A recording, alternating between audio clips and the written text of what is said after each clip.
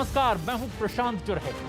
खतरनाक कोरोना के खिलाफ ये जंग जारी है, लेकिन इसमें हम सबकी भी तो जिम्मेदारी है। और जिम्मेदारी ये कि हम कोरोना नियमों का पालन करें और सबसे अहम ये मास्क लगाकर जरूर रखें। न्यूज़ 18 ने तो इसके लिए एक मुहिम भी शुरू की है, #मास्क पहनो इंडिया।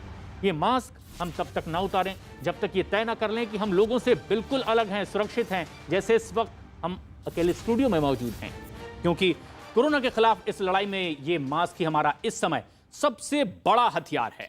और एक बेहद अहम खबर, बड़ी खबर इस वक्त आ रही है, जहां एक दिन पहले ही लालू प्रसाद यादव के जन्मदिन के मौके पर आरजेडी नेता तेज प्रताप और नीतीश कुमार सरकार में सहयोगी हिंदुस्तानी आवाम मोर्चा के अध्यक्ष जीतन राम मांझी की मुलाकात हुई है। और इसके बाद बयानों का दौर भी शुरू हो गया है। तेज प्रताप यादव ना सिर्फ जीतन राम मांझी से मिले हैं, बल्कि लालू प्रसाद यादव और जीतन राम मांझी के बीच फोन पर बातचीत भी हुई है। बताया गया है कि लालू और मांझी के बीच करीब 12 मिनट तक ये बातचीत हुई है। मुलाकात के बाद तेज प्रताप यादव ने जीतन राम मांझी को साथ आने का न्योता दे दिया है। हालांकि मांझी इस सवाल से बड़ी ही सफाई से बच गए। जीतन राम मांझी की मुलाकात आरजेडी नेता तेज प्रताप यादव से हुई है और उन्होंने फोन पर बातचीत करवाई लालू प्रसाद यादव से भी। तकरीबन 12 मिनट तक बातचीत हुई है। हालांकि लालू प्रसाद यादव के जन्मदिन का यह मौका, लेकिन जब दो राजनीतिक दलों के नेता मिलते हैं तो सियासी चर्चा और गर्मा जाती है। और ऐसे में सबसे खास बात यह कि बिहार में कोई नया सियासी समीकरण बनाने की कोशिश इस मुलाकात के बाद हो सकती है। मांझी जी का मन डोल रहा है तो यहाँ दरवाजा खुला आ जाए। मांझी जी जिसका जिसका मन डोले वो यहाँ आए। नीतीश जी को जिसका मन डोले। नीतीश जी का तो हम नहीं लिया जानते। एनडीए में ही रहिएगा। अरे एनडीए में न रहने का कौन सवाल है भाई। एनडीए और महागठबंधन इस समय यहाँ की बात है भाई, तो उसमें कहाँ जहाँ है वहाँ है। भाई भाई भी अलग होते हैं, माता और बेटा भी अलग अलग होते हैं। तो वैसी परिस्थिति में तेज प्रताप अगर हमारे पास आए हैं, इसका कतई मतलब नहीं है कि कोई राजनीतिक मंशा है। चंद्रमोहन कुमार हमारे सहयोगी इस वक्त हमसे सीधे जुड़ रहे हैं। चंद्रमोहन, तेज प्रताप और मांझी की इस मुलाकात के क्या मायने? बिल्कुल, देखिए पिछले दिनों जिस तरह से जीतन राम मांझी ने पहले एनडीए के ऊपर सवाल खड़ा किए, अपनी सरकार पर सवाल खड़ा किए, उसके बाद जो मदरसा में ब्लास्ट हुआ था उसको लेकर जिस तरह से उन्होंने बीजेपी के ऊपर सवाल उठाए, और अब तेज प्रताप यादव से मुलाकात, जाहिर सी बात है कहीं ना कहीं कोई खिचड़ी पक रही है। और यही वजह है कि पहले वो लालू यादव को उनके सालगिरह पर, जो शादी की सालगिरह थी, उस पर उन्होंने बधाई दिया, और उसके बाद धीरे धीरे यह कहानी जो है वो आगे बढ़ती गई। और अब तेज प्रताप यादव से मुलाकात, और तेज प्रताप यादव ने लालू यादव से तकरीबन 12 मिनट तक बात कराई, जिसमें लालू यादव ने साफ तौर पर यह कहा, जो मुझे जानकारी मिली है सूत्रों से, उसमें लालू यादव ने जीतन राम मांझी को यह कहा कि आपको हम पहले बोले थे कि आप वहाँ मत जाइए, आपकी इज्जत नहीं हो सकती है। और ऐसे आलम में अब जिस तरह से जीतन राम मांझी ने अपनी ही सरकार पर सवाल उठाए थे, और उसके बाद फिर उन्होंने यह कहा था कि बिहार एनडीए में कोऑर्डिनेशन कमेटी बनाने की ज़रूरत है, तो जाहिर सी बात है कहीं ना कहीं कोई ना कोई बात और जो है खिचड़ी वो ज़रूर पक रही है। और यही वजह है कि पहले नेताओं की मुलाकात होती है और उसके बाद यह कहा जाता है कि एनडीए छोड़कर वो नहीं जाएंगे, लेकिन आने वाले दिनों में कुछ भी हो सकता है। हालांकि अभी जीतन राम मांझी के लिए जल्दबाजी हो सकती है, लेकिन जिस तरह से उन्होंने लालू यादव से बात की है, कहीं ना कहीं बिहार में राजनीतिक सुगबुगाहट इसको लेकर दिखाई दे रही है, और इसका निष्कर्ष भी आगे आने वाले दिनों में निकल सकता है। चंद्रमोहन, लेकिन एक सवाल जो सबसे अहम है कि सिर्फ तेज प्रताप से ही ये बातचीत नहीं हुई है, और बल्कि लालू प्रसाद यादव से भी बातचीत फोन पर हुई है। क्या भविष्य के कोई संकेत मिल रहे हैं इसके जरिए? बिल्कुल, अपने ही सरकार पर सवाल खड़े करना, और उसके बाद तेज प्रताप यादव कल एकाएक पहुंचते हैं तकरीबन आधे घंटे की मुलाकात होती है और उस बीच लालू यादव से बात होती है। जाहिर सी बात है कहीं ना कहीं ज़रूर सुगबुगाहट है। हालांकि जीतन राम मांझी के लिए ये जल्दबाजी हो सकता है कि वो कुछ आगे आकर नहीं बोले, लेकिन आपको याद होगा कि जब वो महागठबंधन में थे तो उन्होंने छोड़ने से 1 महीने पहले सीधे तौर पर कई बार उन्होंने मीडिया में आकर यह कहा कि कोऑर्डिनेशन कमेटी बनाने की ज़रूरत है महागठबंधन में। और आज से कुछ दिन पहले फिर से एक बार जीतन राम मांझी ने कहा था कि कोऑर्डिनेशन कमेटी बनाने की ज़रूरत है एनडीए में। जाहिर सी बात है हो सकता है कि वो दबाव बनाने की कोशिश कर रहे हों, लेकिन जिस तरह से कल तेज प्रताप यादव से मुलाकात हुई है और उसके बाद जो बयान आए हैं जिसमें तेज प्रताप यादव ने साफ तौर पर यह कहा कि अगर मांझी जी का मन डोल रहा है तो वो आ सकते हैं। हालांकि जीतन राम मांझी ने कहा कि अभी एनडीए छोड़कर जाने की कोई बात नहीं उठती है, लेकिन जो लालू यादव और उनके बीच में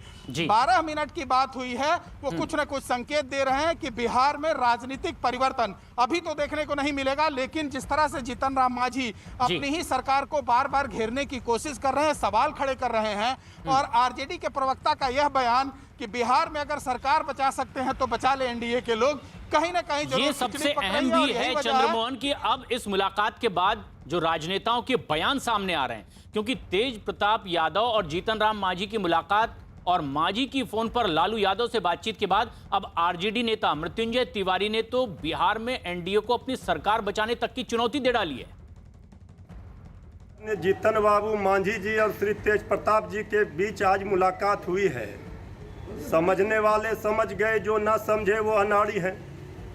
श्री तेज प्रताप जी नेता विरोधी दल श्री तेजस्वी यादव जी ने कई मौक़ों पर कहा है कि जीतन बाबू मांझी जी हमारे अभिभावक हैं। जीतन बाबू मांझी जी भले एनडीए में स्वशरीर हों, लेकिन उनका दिल लालू प्रसाद जी के विचारधारा के साथ ही है।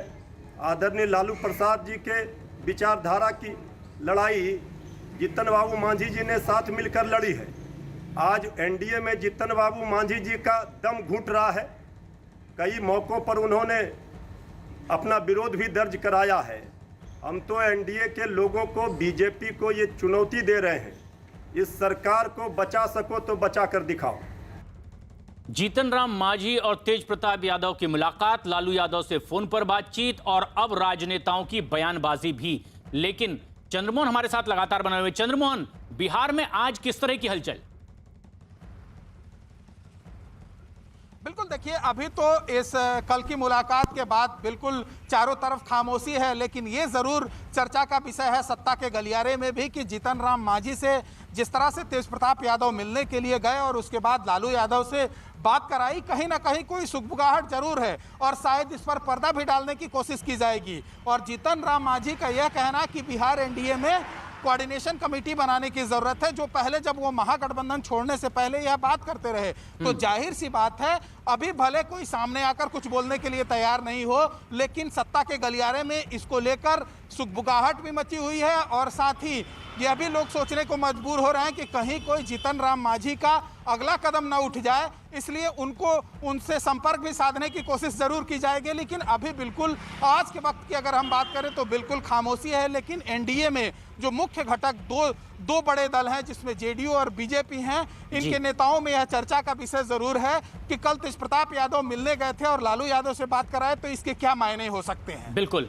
लेकिन अब बयानबाजी हर राजनीतिक दल की ओर से हो रही है। जेडीयू ने आरजेडी के दावे को सपना करार देते हुए बिहार में एनडीए सरकार बनी रहने की बात कही है। जीतन राम मांझी जी एक बहुत सीनियर नेता हैं और एक अनुभवी नेता हैं। जितने जवान लड़के हैं जो नेतागिरी में घुसे हैं, तो स्वाभाविक है अगर वो आशीर्वाद लेने जाएंगे तो जीतन राम मांझी जी तो आशीर्वाद देंगे ही, चाहे कोई हो, तेज प्रताप हो, तेजस्वी हो, मांझी जी क्यों नहीं आशीर्वाद देंगे? वो पिता तुल्य हैं उन सबके लिए। अलग बात है कि अब आरजेडी इसमें भी ख्वाब देख रही है। लालू यादव मंत्र दे रहे हैं आज जन्मदिन के दिन पे। पहले तो उनको जन्मदिन की बहुत बहुत बधाई, भगवान करे स्वस्थ रहें, दीर्घायु हों।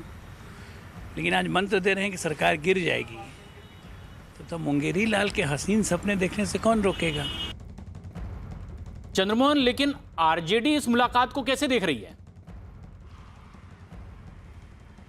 बिल्कुल, देखिए आरजेडी के प्रवक्ता मृत्युंजय तिवारी का जो बयान आया है वो साफ तौर पर उसमें यह झलक रहा है कि उन्होंने एनडीए सरकार को चुनौती दी है कि अगर सरकार बचा सकते हैं तो बचा लीजिए। मतलब कहीं ना कोई बात ज़रूर हुई है और शायद यही वजह है कि इस तरह के बयान आ रहे हैं। हालांकि जीतन राम मांझी आगे क्या करेंगे ये अभी उन्हीं को फैसला लेना है। और सबसे बड़ी बात यह है कि जब तेज प्रताप यादव और जीतन राम मांझी की मुलाकात हुई थी उसके बाद जीतन राम मांझी ने साफ तौर पर यह कहा था कि वो एनडीए से एनडीए में हैं और आगे कहीं भी उनके जाने का इरादा नहीं है। लेकिन आप अगर पिछले 1 महीने के घटनाक्रम की बात करेंगे तो सीधे तौर पर जीतन राम मांझी के जो इशारे हैं वो कहीं ना कहीं यह बता रहे हैं या तो सरकार पर दबाव बनाने की कोशिश वो कर रहे हैं या फिर कोई अलग जाने का रास्ता तलाश रहे हैं। अब तेज प्रताप यादव और जीतन राम मांझी की मुलाकात पर बीजेपी सांसद सुशील मोदी ने ट्वीट किया है और लिखा है, पूर्व मुख्यमंत्री जीतन राम मांझी एनडीए के वरिष्ठ नेता हैं और किसी जनप्रतिनिधि की उनसे शिष्टाचार भेंट के राजनीतिक मायने नहीं निकालने चाहिए। मांझी बिहार में दलितों के सर्वमान्य नेता हैं। उन्होंने आरजेडी का कुशासन भी देखा है। उनसे किसी को जबरदस्ती मिलवा देने से कोई फर्क नहीं पड़ता है। एनडीए एक लोकतांत्रिक गठबंधन है और इसीलिए दलों की राय अलग अलग हो सकती है। एक दूसरे के विरुद्ध सार्वजनिक बयानबाजी करने की बजाय संगठन के आंतरिक मंच पर अपनी राय रखनी चाहिए। लेकिन अब जो सबसे अहम सवाल है वो ये कि बयानात चाहे जिस तरह के भी दिए जा रहे हैं चंद्रमोहन, लेकिन इस मुलाकात के आखिर सियासी मायने क्या? बिल्कुल, देखिए जाहिर सी बात है, हो सकता है कि जीतन राम मांझी जिस तरह से पिछले 1 महीने से वो लगातार अपनी ही सरकार पर सवाल खड़े कर रहे हैं और कल जब उनकी तेज प्रताप यादव से मुलाकात हुई है और लालू यादव से बात हुई है उसमें कहीं ना कहीं सुगबुगाहट ज़रूर दिख रहा है। हालांकि अभी वो कुछ भी खुलकर बोलने के लिए तैयार नहीं है कि वो आगे क्या करेंगे, क्योंकि जिस तरह से जीतन राम मांझी अपनी सरकार पर सवाल खड़े किए और उसके बाद ट्वीट कर एक के बाद एक साफ तौर पर बीजेपी के नेताओं से भिड़ गए। और जैसा कि आपने देखा भी होगा कि उन्होंने जब बांका का ब्लास्ट हुआ था उसको लेकर भी सवाल खड़े किए थे। जब बीजेपी विधायक हरिभूषण ठाकुर का यह बयान आया था कि मदरसा को बिहार में बंद कर देना चाहिए क्योंकि वहां पर धार्मिक और आतंक की पढ़ाई होती है, उसको लेकर वो सीधे तौर पर सवाल खड़े किए थे और माफी मांगने की भी बात कही थी। तो ऐसे में समझा जा सकता है कि बिहार एनडीए में सब कुछ ठीक नहीं है। हालांकि इस पर पर्दा डालने की और इसको पाटने की जरूर कोशिश होगी, लेकिन ये जरूर है कि जीतन राम मांझी इस बहाने सरकार पर दबाव बनाने की कोशिश भी कर रहे हैं। ये कोशिश सियासी हलकों में समझी जा सकती है। नीरज, हमारे सहयोगी भी लगातार हमारे साथ अब बने हुए हैं। नीरज, बीजेपी की ओर से कोई प्रतिक्रिया?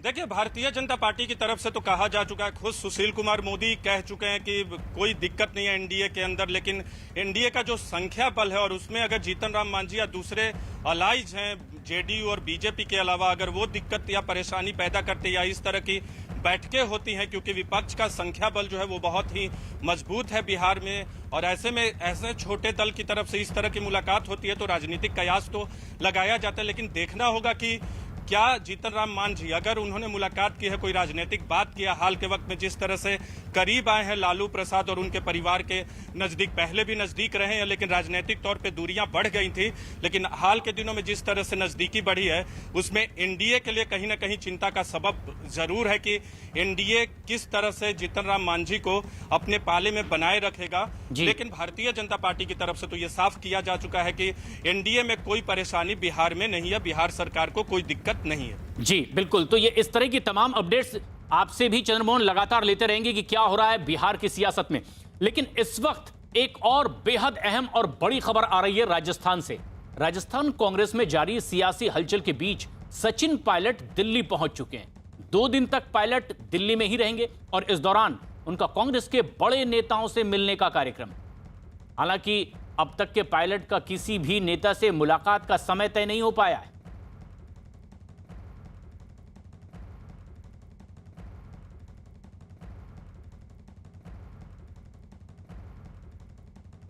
सचिन पायलट की एक बार फिर इसे नाराजगी के तौर पर देखा जा रहा है। हालांकि सचिन समर्थक कुछ विधायकों ने तो यह बात सार्वजनिक तौर पर कहनी भी शुरू कर दी है कि सचिन पायलट से जो वायदे किए गए थे पिछली बार वो अब तक पूरे नहीं हुए हैं।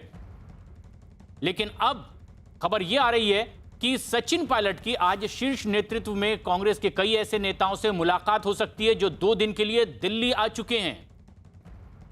खुद नाराजगी की बात अब तक सचिन पायलट ने तो नहीं कही है, लेकिन उनके समर्थकों की ओर से यह बात कही जाती रही है।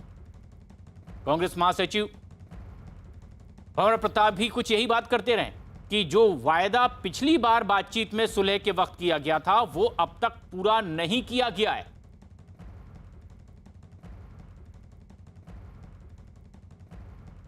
और भवानी सिंह हमारे सहयोगी इस वक्त हमसे सीधे जुड़ रहे हैं, साथ ही साथ संदीप बोल भी बने हुए हैं और दिल्ली में मौजूद हैं नीरज कुमार।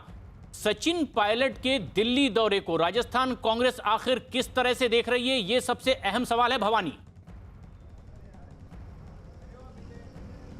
देखिए प्रशांत, मैं कांग्रेस दफ्तर के बाहर ही खड़ा हूँ। कैसे देख रही है ये तस्वीरें देख सकते हैं कि सन्नाटा पसरा हुआ है। कांग्रेस दफ्तर में बिल्कुल सन्नाटा है, लोग नहीं है, बिल्कुल खाली है। ये इसलिए है क्योंकि जिस तरीके की तनातनी सचिन पायलट और अशोक गहलोत के बाद में, उसके बाद में नेताओं ने यहाँ पर लगभग किनारा कर लिया है कि आखिर जो ये विवाद है ये किस दिशा के अंदर जाएगा। अब जो हमारी खबर है उसके मुताबिक सचिन पायलट आज प्रियंका गांधी से मिल सकते हैं, ऐसी संभावना जताई जा रही है। वो प्रियंका गांधी से इसलिए कि जो सुलह कमेटी बनाई थी, जब सचिन पायलट की वापसी आई थी उसमें प्रियंका गांधी की भूमिका थी। प्रियंका गांधी ने उस कमेटी बनवाई थी और उन्हीं के कहने पर सचिन पायलट वापस आए थे, तो जाहिर तौर पर प्रियंका गांधी के सामने अपना पक्ष रखेंगे। लेकिन सबसे बड़ी बात है प्रशांत की, आखिर हो क्यों नहीं पा रहा, जो वादे किए पूरे क्यों नहीं हो पा रहे, उसकी वजह है अशोक गहलोत। अशोक गहलोत इस वक्त आप मान के चलिए कि सबसे ज़्यादा मुश्किल स्थिति में है। मुश्किल स्थिति में इसलिए है कि सचिन पायलट की 2 मांग है। पहली मांग है कि उनके मंत्रियों को अब कैबिनेट का विस्तार हो और उसमें उनके कोटे के मंत्री बनाए जाए और राजनीतिक नियुक्तियां, यानी निगम कॉर्पोरेशन के अंदर पॉलिटिकल अपॉइंटमेंट हो। दोनों में मुश्किल ये है कि राजस्थान में 30 मंत्री बन सकते हैं। 30 मंत्री में से अभी 21 मंत्री है, 21 में यानी कि टोटल 9 मंत्री बन सकते हैं। अब 9 मंत्रियों में, क्योंकि सचिन पायलट के कोटे से पहले से 3 मंत्री हटाए जा चुके हैं और 3 मंत्री पाला बदल कर अशोक गहलोत कोटे में आ चुके हैं, तो 6 का दावा तो ऑलरेडी सचिन पायलट का पहले से बन रहा है और वो चाहते हैं कि 9 के 9 मंत्री उनके बने जी। और यही सबसे बड़ा पैच की वजह है। और अशोक गहलोत की मुश्किल ये है कि जब उन्होंने सरकार बचाई थी तब उन्होंने बीएसपी से 6 विधायकों को कांग्रेस में मर्ज कराया था। उनको ये वादा किया था उनसे कि उनको मंत्री बनाएंगे। इसी तरीके से 6 निर्दलीय विधायकों ने समर्थन दिया, उनको भी ये वादा किया था कि मंत्री बनाएंगे। और कांग्रेस के कुछ नेताओं को, जिन्होंने अशोक गहलोत के साथ में खुलकर साथ में आए, उनको मंत्री बनाने का वादा किया। भवानी, यानी पूरा मसला सिर्फ वायदा और वायदा खिलाफी के बीच झूलता दिखाई दे रहा है। संदीप बोल भी लगातार हमारे साथ बने हुए हैं। संदीप, 2 दिन के दिल्ली दौरे पर सचिन पायलट, किस तरह के भविष्य के संकेत? देखिए, जिस तरीके से सचिन पायलट ने एक बार अपनी बात कह दी कि जिस तरीके से पंजाब में अगर स्थितियां ऐसी हुई हैं और उसके बाद तुरंत जो है कमेटी बनती है और वो जो है उसको सुलह कराती है, तो 10 महीने पहले जो एक समिति बनाई गई थी उसकी कोई भी जो है अभी तक फाइंडिंग्स जो है नहीं मिली है। फिलहाल हम लोग सचिन पायलट के घर के बाहर ही खड़े हैं। अभी तक उनका कोई ऐसा कार्यक्रम आधिकारिक तौर पर जो है बताया नहीं जा रहा, लेकिन ये जरूर कहा जा रहा है कि वो केसी वेणुगोपाल और अजय माकन से मिल सकते हैं। चूंकि इस वक्त प्रियंका गांधी दिल्ली में नहीं है, बताया जा रहा है कि वो दोपहर तक दिल्ली पहुंच सकती हैं, तो हो सकता है कि शाम को उनसे मुलाकात हो। लेकिन अभी तक जो है प्रियंका गांधी या राहुल गांधी के साथ मुलाकात के बारे में जो है सचिन पायलट कुछ नहीं बोल रहे हैं। कल शाम को जब बात हुई थी मेरी उनसे, तो उनका यही कहना था कि अभी मैं फिलहाल कोई बात नहीं करने वाला हूं। तो जाहिर सी बात है कि अभी सचिन पायलट कुछ भी बोलने की अभी, यानी संदीप, पत्ते धीरे धीरे खोलने की स्ट्रेटेजी पर इस वक्त काम चल रहा होगा, क्योंकि अभी साफ कुछ भी अपनी जुबान से नहीं कहा गया है। नीरज, हमारे सहयोगी लगातार हमारे साथ बने हुए हैं। नीरज, पायलट के दौरे को लेकर दिल्ली में क्या हलचल है, और बड़ा सवाल यह भी कि क्या वो खुद 2 दिन का दौरा तय करके आए हैं या दिल्ली ने उन्हें बुलावा भेजा था? प्रशांत, देखिए, दिल्ली में हलचल तो अब से थोड़ी देर पहले राजस्थान भवन में हुई थी। हम लोग इस वक्त मौजूद हैं राजस्थान भवन में, और राजस्थान भवन में हमारी बातचीत, एक्सक्लूसिव बातचीत हुई गोविंद सिंह डोटासरा, जो कि राजस्थान कांग्रेस के अध्यक्ष हैं। उनका कहना था कि वो हरिद्वार जा रहे हैं एक निजी कार्यक्रम में, निजी काम है उनका, लेकिन उन्होंने इस बात से साफ इनकार किया है कि मौजूदा में सचिन पायलट दिल्ली में जो मौजूद हैं वो नाराजगी की वजह से मौजूद हैं, और कोई भी अगर बैठकें होती, अभी तक बैठक का कोई कार्यक्रम नहीं है। चाहे गोविंद सिंह डोटासरा की बात करें या बाकी नेताओं की बात करें, गोविंद सिंह डोटासरा ने मौजूदगी को, सचिन पायलट की दिल्ली मौजूदगी को इस मायने में बताया है कि दिल्ली उनका आवास है और वो आते रहते हैं। लेकिन उन्होंने एक बात महत्वपूर्ण कही है कि नाराज नहीं है और जो भी संगठन और सरकार है वो वहां ठीक से चल रहा है और जो भी ग्रीवांस है जब वो आने वाले दिनों में अकोमोडेट किया जाएगा, क्योंकि जो कमेटी का गठन हुआ था, कमेटी में सचिन पायलट ने हाल ही में एक बयान में कहा था बिल्कुल कि जो लेकिन उधर सचिन पायलट के दिल्ली दौरे पर राजस्थान प्रदेश कांग्रेस कमेटी के अध्यक्ष गोविंद सिंह डोटासरा का बयान भी सामने आ गया है। सियासी हलचल तेज हो गई है। हमारे साथ में बातचीत करने के लिए सचिन पायलट दिल्ली में हैं, आप भी दिल्ली में हैं, क्या कुछ होगा कांग्रेस में, राजस्थान कांग्रेस में? क्योंकि ऐसा माना जा रहा है कि सचिन पायलट को जो कुछ कहा गया था वो अब तक पूरा नहीं हुआ। देखिए, मैं उत्तराखंड काजी निजामुद्दीन जी की मदर एक्सपायर होगी तो वहाँ शोक प्रकट करने के लिए जा रहा हूँ। मेरा कोई राजनीतिक आज मुद्दा नहीं है, न मैं किसी से मिल रहा हूँ। रहा सवाल सचिन पायलट जी का, उनका दिल्ली में घर है, बच्चे हैं, परिवार है, वो आते रहते हैं। इसको आप इस तरीके से क्यों ले रहे हैं कि वो कल दिल्ली आ गए? क्यों नहीं आ सकते सचिन पायलट? सचिन पायलट कांग्रेस के नेता हैं, पूर्व प्रदेश अध्यक्ष हैं, केंद्र में मंत्री रहे हैं, कहीं कोई दिक्कत वाली बात नहीं। हम सब लोग आराम से सरकार चलाएंगे, अच्छा शासन देंगे और दोबारा रिपीट भी होगी। सचिन पायलट की बार बार यह शिकायत रही है, पिछली बार भी जब उन्होंने सवाल उठाया था, 18 विधायकों के साथ अलग होने की कोशिश की थी, उसके बाद जब वापसी की तो उनके विधायकों को, जो मंत्री थे सरकार में, उनको अब तक अकोमोडेट नहीं किया गया। 10 महीने हो गए। तो नहीं लगता कि कहीं न कहीं इतने बड़े नेता, जो दूसरे नंबर के नेता हैं अशोक गहलोत के बाद राज्य के, तो अकोमोडेट किया जाना चाहिए सरकार में? ये पार्टी संगठन का मामला है जी। पार्टी संगठन में सब आराम से इजी हैं, कहीं कोई सचिन पायलट की कोई शिकायत नहीं है। ये तो संगठन की बात, सरकार के संगठन में उनके लोग हैं सरकार और संगठन में हम सब लोग मिलकर के आला कमान तय करता है, जिसको जो जिम्मेदारी देता है वो जिम्मेदारी लेता है। कहीं दिक्कत वाली बात नहीं है, कोई नाराज नहीं है। सब मिलकर के अच्छा शासन देंगे, अच्छा सत्ता और संगठन के समन्वय के साथ में काम करेंगे, राजस्थान में लोगों की सेवा करेंगे और पुनः चुनाव जीत करके आएंगे। जो बिखराव है वो तो अब भाजपा में है भाई, कौन जाएगा? मुखल राव जी कहाँ से आए, वापिस टीएमसी में चले गए। कलयोगी जी कितने दिन से नाराज थे, मना मनवार के बाद में वो आए हैं। उन्होंने ट्विटर हैंडल पर से और फेसबुक से चित्र हटा दिए मोदी जी के और इनके, वसुंधरा जी के वहाँ राजस्थान में पोस्टर गायब कर दिए। वसुंधरा जी इनसे मिल नहीं रही है, ये इनको वो उनको बुला नहीं रहे हैं। तो आप देखिए ना बीजेपी में कितना बड़ा बिखराव है। नीरज, दिल्ली में आज क्या हलचल?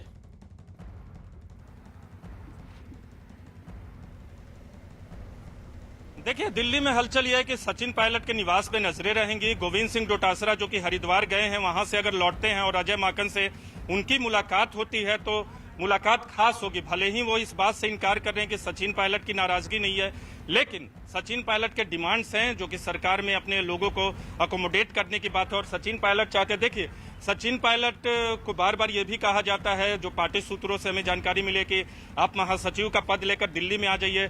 लेकिन सचिन पायलट के लिए फिलहाल मुश्किल है, क्योंकि अगर वो दिल्ली आते हैं तो उनके जो लॉयल एमएलए हैं, जिन्होंने उनका साथ दिया था उस वक्त जब 18 विधायक राजस्थान की सीमा को छोड़कर दिल्ली और हरियाणा में डेरा जमाया था, तब वो विधायक अपने आप को छला हुआ महसूस करेंगे। इसलिए सचिन पायलट नहीं चाहते कि पार्टी में महासचिव का पद लिया जाए। और एक और कांग्रेस के ही एक और दूसरे नेता ने ये जानकारी दी कि जब ये पूरा मामला चल रहा था और सचिन पायलट की दोबारा वापसी हुई, जब वो नाराज चल रहे थे आज से 10 महीने पहले, तब कोई कमिटमेंट नहीं किया गया था कांग्रेस की तरफ से। उनकी वापसी तो कांग्रेस में की गई थी क्योंकि उन्होंने कोई इस्तीफा नहीं दिया था, नाराज चल रहे थे, लेकिन कोई कमिटमेंट पार्टी यानी अलग अलग नेताओं के अलग अलग बयान आ रहे हैं। लेकिन वहीं राजस्थान कांग्रेस के प्रभारी अजय माकन ने दावा किया कि उनकी सचिन पायलट से रोज बातचीत हो रही है और वो नाराज नहीं है। आगे कार्रवाई कर रहे हैं और जो रिक्त पद हैं, चाहे वो कैबिनेट के हों, चाहे वो सरकार के अंदर बोर्ड और कमीशन के हों, उसको बहुत जल्दी अपॉइंटमेंट कर रहे हैं, सब लोगों से बात कर रहे हैं। सर, कहा जा रहा है सचिन पायलट काफी नाराज है। नहीं, मेरी तो रोज बात हो रही है। अगर नाराज होते तो मेरे से बात होती। भवानी, राजस्थान कांग्रेस की क्या प्रतिक्रिया है इस पूरे घटनाक्रम पर? देखिए, राजस्थान कांग्रेस की बहुत संतुलित सधी हुई प्रतिक्रिया है, क्योंकि राजस्थान कांग्रेस के पास में कुछ है नहीं करने के लिए, सिर्फ और सिर्फ करने वाले हैं अशोक गहलोत। तो कांग्रेस, क्योंकि सचिन पायलट और अशोक गहलोत दोनों बराबर के बड़े नेता हैं, गोविंद सिंह डोटासरा उस स्थिति में नहीं है कि वो कुछ कर पाएँ, इसलिए वो लगातार कह रहे हैं कि ये पूरा मसला अजय माकन, पार्टी आलाकमान और अशोक गहलोत और सचिन पायलट से जुड़ा हुआ है, तो वही इसका समाधान करेंगे, पार्टी आलाकमान ही करेगी। और मुश्किल ये है कि अशोक गहलोत और सचिन पायलट आमने सामने आते नहीं हैं, साथ बैठना तो दूर की बात है। कल जब कांग्रेस का महंगाई के खिलाफ धरना प्रदर्शन था तो सचिन पायलट का अलग से प्रदर्शन था और बाकी पार्टी के नेताओं का अलग से प्रदर्शन था। तो ये बिखराव की स्थिति है। तो अब कटुता इतनी ज़्यादा अशोक गहलोत और सचिन पायलट के बीच में कि अगर साथ में बैठे तो समस्या का समाधान भी हो कि आखिर कितने मंत्री सचिन पायलट के लिए जा सकते हैं।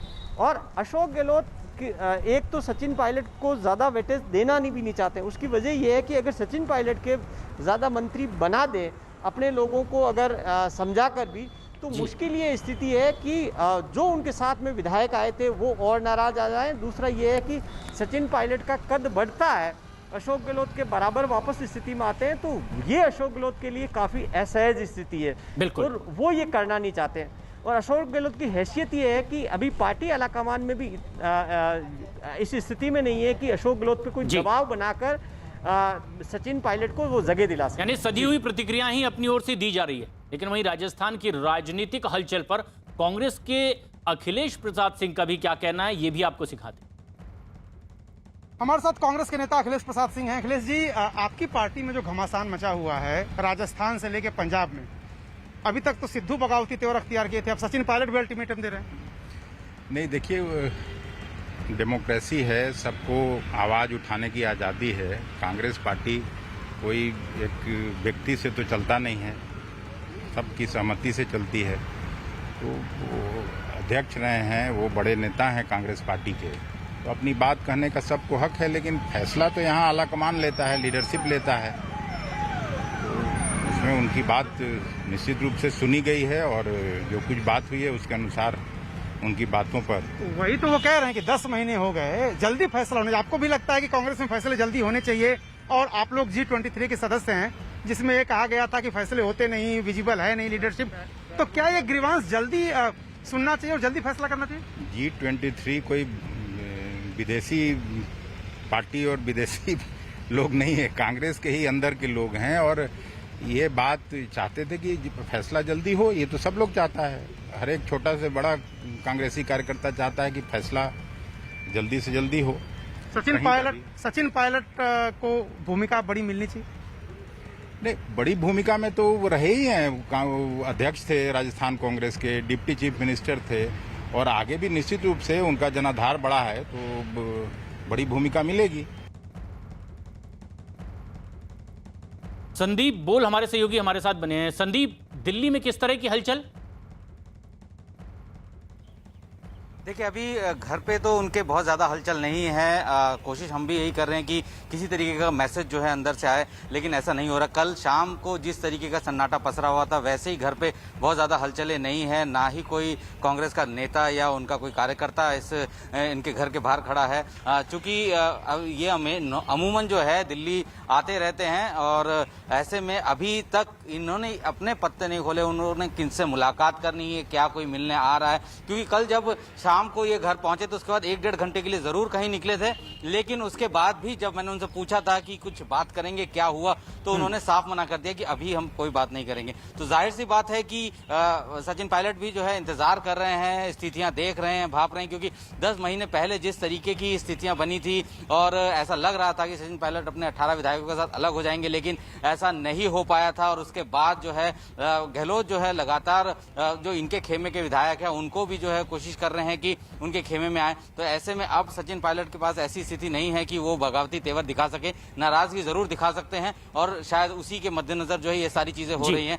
मैं बता रहा हूँ, पंजाब में जिस तरीके के हालात बने उसके बाद तुरंत जो है उस पर 3 मेंबर कमेटी बनाई गई, बातचीत की गई, सबको बुलाया गया यहाँ पे और उसके बाद जो है सिचुएशन को सॉल्व किया गया। लेकिन अभी तक 10 महीने हो चुके हैं, सचिन पायलट एक बड़े नेता है, उप मुख्यमंत्री रह चुके हैं वहां पे, और ऐसे में उनका अब रोल क्या होने वाला है या क्या है रोल, उसको लेकर जो है ये बड़ा उनके सवाल भी है supporters संदीप, जो है लेकिन चाहते हैं अलग अलग तरह से बयान भी आ रहे हैं। राजस्थान के परिवहन मंत्री प्रताप खाचरियावास ने दावा किया है कि ये परिवार का मामला है और जब एक बार साथ आ गए हैं तो ये समस्या भी सुलझा लेंगे।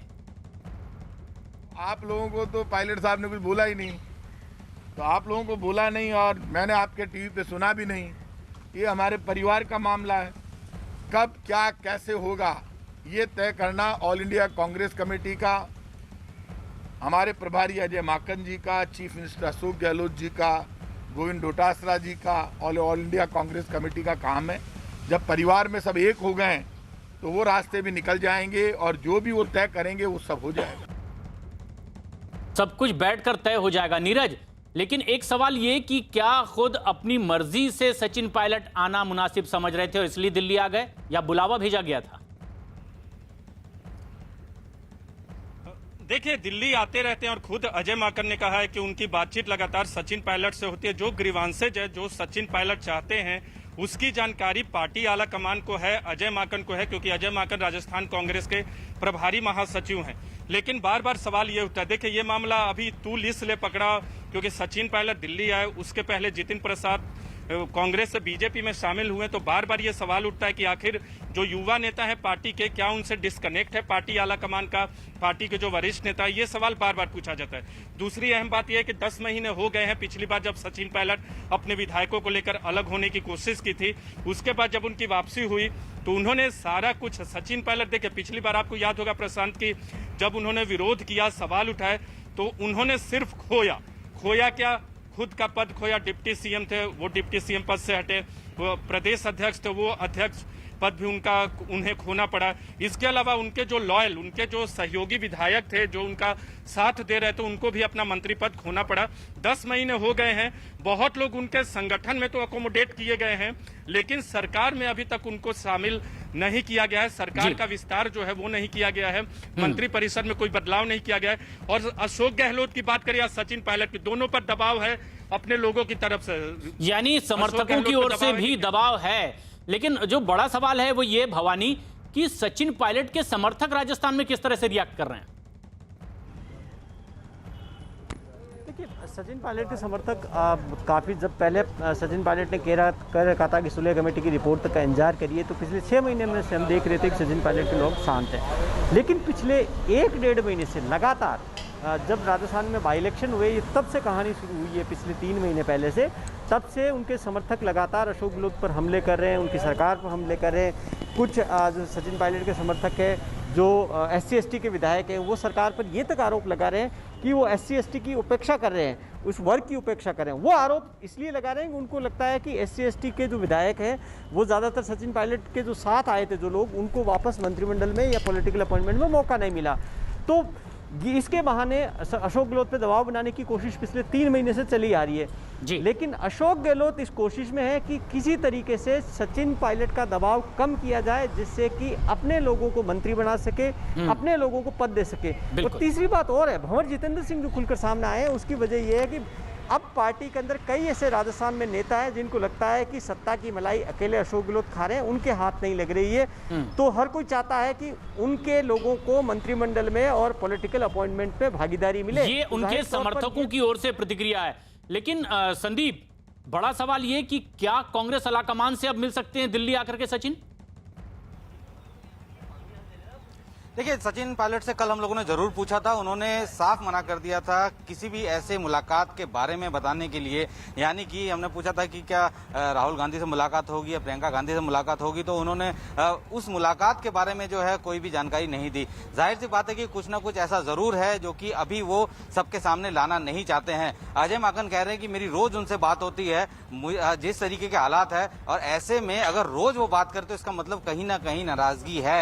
जो पिछले 10 महीने से सचिन पायलट इंतजार कर रहे थे कि उनकी एक रोल के बारे में जो है कोई डिफाइन किया जाए, उनके साथ जो उनके समर्थक है उनके लिए जो है कुछ बेहतर किया जाए। और अब जैसे ही कैबिनेट एक्सपेंशन का समय है, तुरंत जो है इस तरीके की स्थितियां यानी असमंजस की स्थिति अभी भी बनी हुई है। सचिन पायलट 2 दिन के दिल्ली दौरे पर हैं, किस तरह से हलचल आगे बढ़ेगी? नीरज, भवानी, संदीप आपसे लगातार अपडेट्स लेते रहेंगे। और बढ़ते एक बेहद अहम खबर की ओर। आर्थिक राजधानी मुंबई में रुक रुक कर लगातार भारी बारिश की वजह से लोगों की परेशानियां बढ़ गई है। बारिश की वजह से मुंबई के कई इलाकों में पानी भर गया है। बीएमसी ने अगले 2 दिनों के लिए यानी कि 13 तारीख और 14 तारीख को भारी बारिश का अलर्ट जारी किया है। बीएमसी ने अपने सभी कर्मचारियों की छुट्टी भी रद्द कर दी है। वहीं एनडीआरएफ की टीम भी अलर्ट पर है। लोगों से बेवजह ही घर से बाहर ना निकलने की अपील की जा रही है। वहीं समंदर में ऊंची लहरें उठने का अलर्ट भी जारी किया गया है। भारी बारिश की वजह से किंग्स सर्कल इलाके में पानी भर गया है, जिसे निकालने के लिए पंप लगाए गए हैं।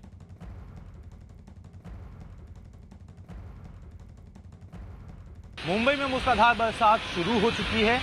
रह रहकर लगातार जो है वो बरसात जारी है और कहीं ना कहीं जल जमाव अब होना शुरू हो चुका है। किंग सर्कल का इलाका है और साफ तौर पे यहाँ पे देखें तो जो रुक रुक कर बरसात हो रही है उसकी वजह से जो जल जमाव हो रहा है उसे निकालने के लिए यहाँ पर पहले तो ड्रेनेज खोले गए हैं, साथ ही साथ पंप्स लगाए गए हैं ताकि मानसून की दस्तक पर जिस तरह के हालात पैदा हुए थे उस तरह की पुनरावृत्ति न होने पाए।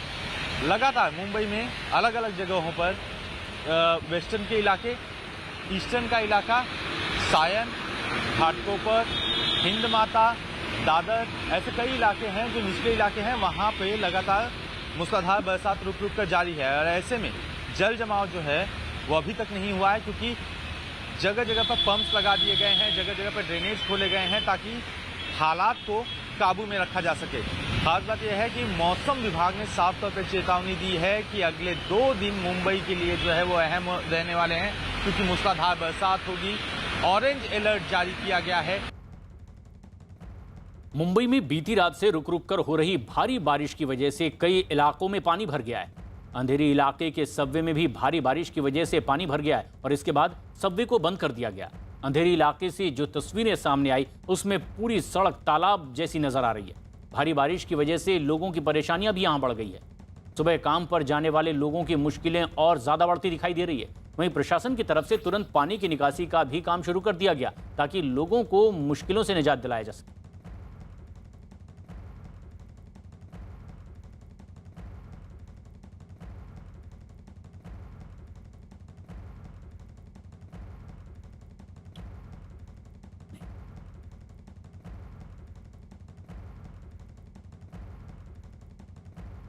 मुंबई के अंधेरी इलाके की ये तस्वीरें देख रहे हैं।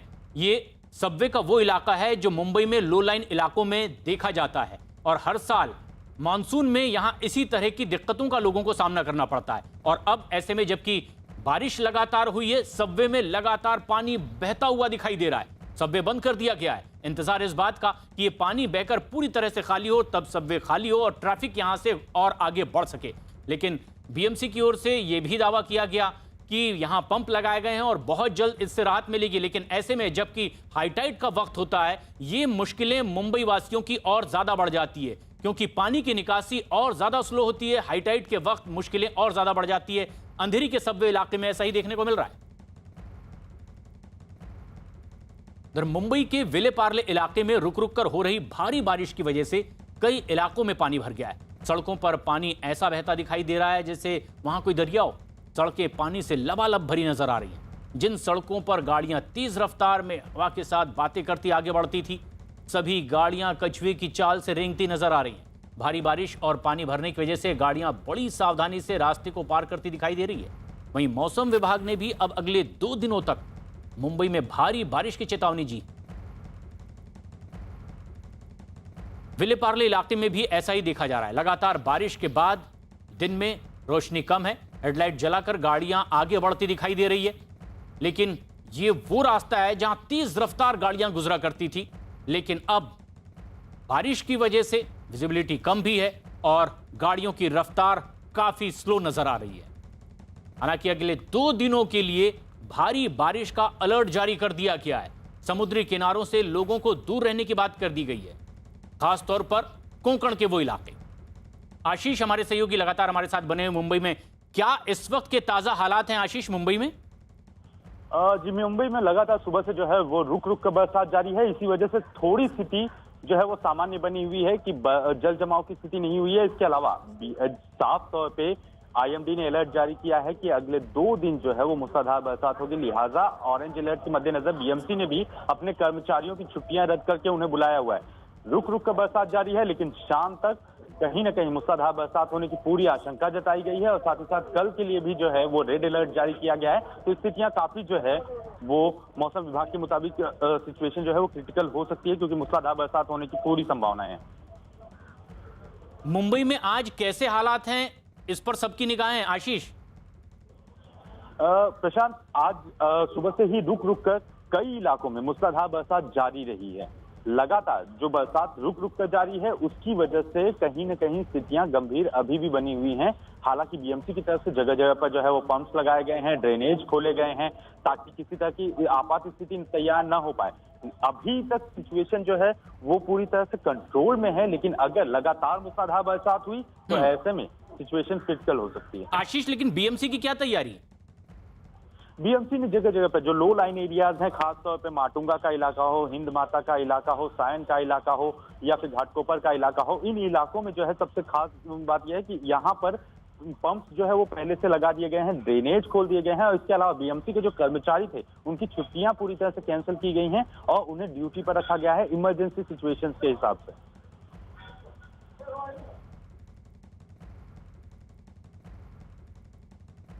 और मुंबई में आसपास के इलाकों में भारी बारिश का अलर्ट जारी कर दिया गया है और 13 और 14 तारीख को बारिश का ये आशंका मौसम विभाग ने जारी की है। वहीं मुंबई के सायन इलाके में भारी बारिश की वजह से हाल बेहाल हो चुका है। गांधी मार्केट में बारिश का पानी ऐसे भर गया, लग रहा है मानो कोई तालाब यहां पर हो। भारी बारिश की वजह से लोगों का घरों से निकलना भी मुश्किल हो गया है। जो लोग सुबह काम पर निकलने वाले हैं, बारिश की वजह से उनकी गाड़ियों की रफ्तार धीमी हो गई है। लोगों का सड़कों पर चलना भी मुश्किल हो गया है। बीती रात से हो रही भारी बारिश की वजह से मुंबई पानी पानी नजर आ रही है। वहीं मौसम विभाग ने भी अगले 2 दिन मुंबई में भारी बारिश की चेतावनी जारी की है। लगातार हो रही भारी बारिश की वजह से नवी मुंबई में पेड़ गिरने की घटना सामने आई है। ये पेड़ वहां एक हाउसिंग सोसाइटी के पार्किंग में खड़ी गाड़ियों पर गिर गए। रात के समय यह हादसा हुआ है और राहत की बात यह रही कि जिस समय यह हादसा हुआ गाड़ियों में या उसके आसपास कोई वहां मौजूद नहीं था। नवी मुंबई में भी लगातार बारिश और आंधी तूफान की वजह से पेड़ गिर गए। एक ऐसी हाउसिंग सोसाइटी में पेड़ गिर गया, कई गाड़ियां इसकी चपेट में आई हैं। गनीमत यह रही कि उस वक्त गाड़ी में कोई मौजूद नहीं था।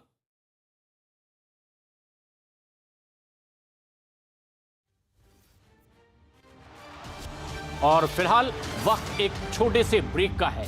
बहुत जल्द लौटेंगे और दिखाएंगे क्या है ताजा कोरोना का हाल।